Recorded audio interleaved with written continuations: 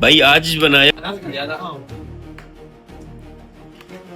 भाई आज बनाया है हमारे कुक। ये कुक है हमारे।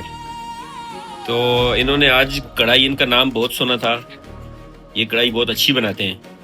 तो ये माशाल्लाह ये हमारे राजा साहब इनके साथ बैठे हैं, ये हमारे जुल्फ़िकार, वो सामने आमर, इस तरफ बैठे हैं ये वलीद, इसके साथ ज़िया, और ये हमारे, ये ऊपर देखें जी थोड़ा, ये साजिद भाई, और ये हमारे इकराम, और ये हम, मेरा नाम कामरान है। अभी राजा साहब की हम अभी चेक करेंगे कि इन्होंने कैसा बनाया है, टेस्ट करेंगे पहले।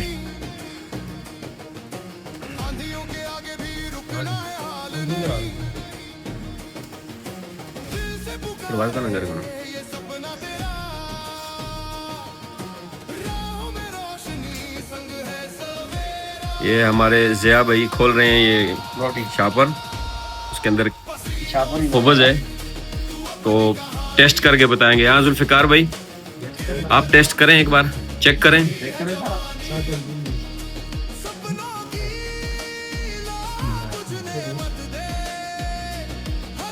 माशाल्लाह बहुत जबरदस्त।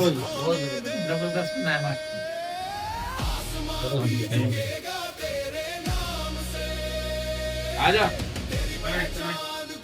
ट्राई उधर ही अभी और रखा हुआ है, हम देते हैं हाथ।